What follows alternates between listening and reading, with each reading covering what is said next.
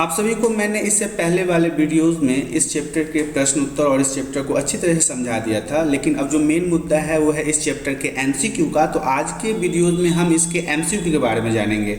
तो सबसे पहले बता दूं, ये क्लास 11th का चैप्टर 3 है जिसका नाम है 3 महाद्वीपों में फैला हुआ साम्राज्य। तो आइए सबसे पहले हम इसके पहले एमसीक्यू की तरफ ध्यान देते हैं, वो है रोमन साम्राज्य के अंतर्गत कौन सा क्षेत्र आता था। तो सबसे पहले बता दूं मैं कि रोमन साम्राज्य के अंदर यूरोप का भी क्षेत्र आता था, पश्चिमी एशिया का भी क्षेत्र आता था और उत्तरी अफ्रीका का भी क्षेत्र आता था, क्योंकि ये तीनों बड़े बड़े जो महादेश थे उस समय रोम साम्राज्य के अंतर्गत आते थे। क्योंकि आप सभी जानते हैं कि उस समय जो है रोम बहुत बड़ा साम्राज्य खड़ा कर रखा था। तो वो ऐसे ही नहीं था, क्योंकि उसने कई अलग अलग तरह के जो महादेश थे उसे जंग में जीतकर खुद से मिला चुका था।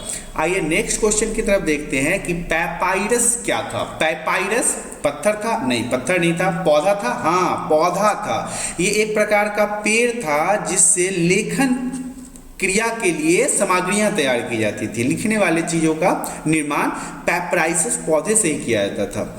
तो आइए अब नेक्स्ट देखते हैं, पांडुलिपि से क्या अभिप्राय है।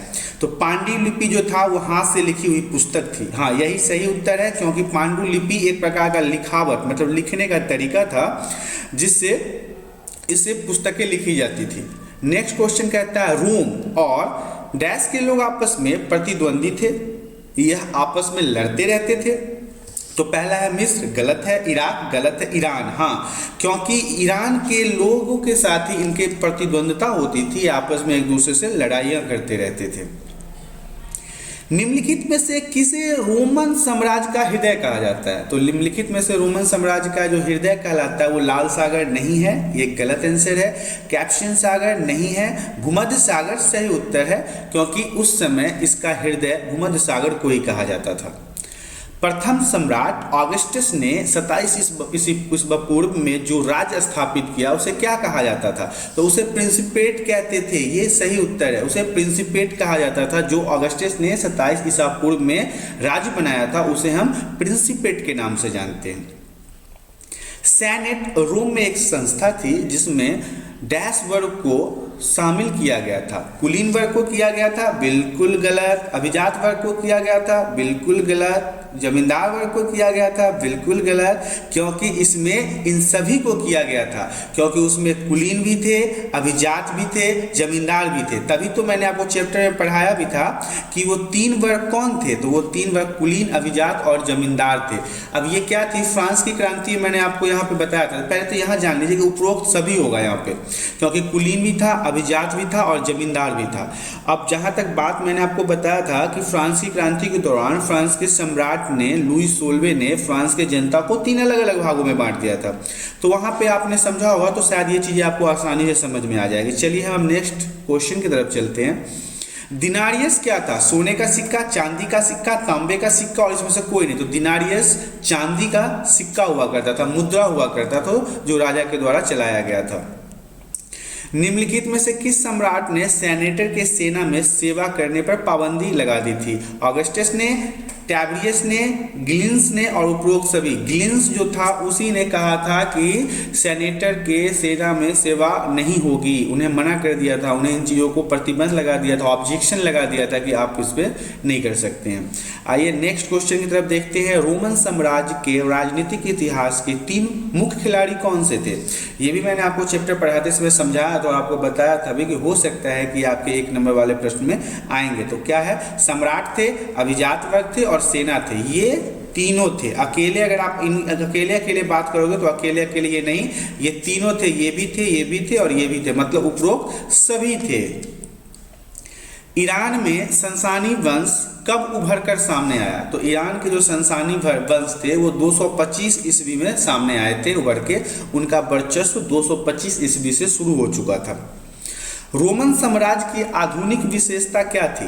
रोमन साम्राज्य की आधुनिक विशेषता एकल परिवार थी। चैप्टर में मैंने पढ़ाया था कि एकल परिवार वाले परिवार को इन्होंने सर्वप्रथम माना। एम्फोरा शब्द किससे संबंधित है? एम्फोरा शब्द जो है वो मटके या कंटेनर से संबंधित है, क्योंकि इसमें सामानों की ढुलाई की जाती थी। सामानों की ढुलाई कहने का मतलब है एक जगह से दूसरे जगह जो तेल वगैरह ले जाया जाता था वो एम्फोरा के कंटेनरों में ही लिया जाता था, इसलिए से हम नंबर 2 में मटके या कंटेनर इसका सही उत्तर होगा। रोम में मॉन्टेस्क्यू स्थल पर लगभग डैश से अधिक मटकों के अवशेष मिले हैं। लगभग 5 करोड़ से अधिक मटकों का अवशेष मिला था। यहाँ पे जो खुदाई की गई उसके बाद देखा गया यहाँ पे जो मटके थे वो बहुत ज़्यादा थे, उनकी संख्या लगभग 5 करोड़ थी। सिकंदर यूनान के किस राज्य के शासक थे? सिकंदर जो था वो यूनान के किस राज्य का शासक था? बेबीलोन गलत, एथेंस गलत, मकदूनिया, ये मकदूनिया जो है ये सही उत्तर है, क्योंकि यहीं का शासक था सिकंदर, जिसके नाम से पूरा दुनिया जानता है कि सिकंदर महान। ईसाई धर्म रोमन साम्राज्य का राजकीय धर्म कब बन गया? पहली शताब्दी, दूसरी शताब्दी, तीसरी शताब्दी और चौथी शताब्दी। चौथी शताब्दी में ईसाई धर्म रोमन साम्राज्य का राजकीय धर्म बन गया था। ईसाई धर्म को रोमन साम्राज्य में आधिकारिक धर्म किस सम्राट ने बनाया था? तो ये बनाया था कॉन्स्टेंटाइन ने। ये जो है कॉन्स्टेंटाइन ने, इन्होंने ही कहा था कि ईसाई धर्म को रोमन साम्राज्य का आधिकारिक धर्म, ऑफिशियल रिलीजन बना दिया जाए। रोमन शहरी जीवन में स्पेक्टुकुलर नामक मनोरंजन शो वर्ष में कम से कम कितने दिन होता था? तो वो होता था 176 दिन, 176 डेज इन चीज़ों को वहाँ पे बनाया जाता था। रोमन साम्राज्य का चांदी का सिक्का दिनारियस का वजन कितना ग्राम था?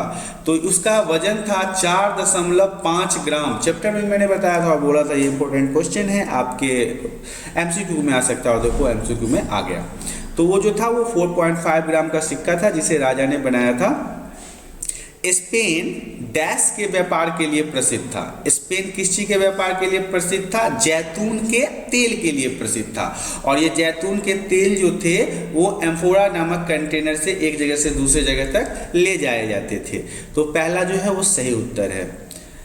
अब जो है हमारा ये क्वेश्चन जो है एमसीक्यू का चैप्टर 3 का वो कंप्लीट हो चुका है। इसमें यदि आपको किसी प्रकार की परेशानी होती है या फिर आप इस चीज़ों को नहीं समझ पाते या फिर आपको लगता है कि आप इसे और अच्छे से बताया जाना चाहिए था, तो आप हमें कमेंट करके बता सकते हैं। इसके अलावा यदि आपको वीडियो पसंद आती है तो आप वीडियो को लाइक कर दें। यदि आप हमारे चैनल पर नए हैं तो चैनल को सब्सक्राइब कर लें। मैं आपके लिए अब अगले चैप्टर का वीडियो लेके आऊँगा अगले हफ्ते। आज के लिए इतना ही, धन्यवाद।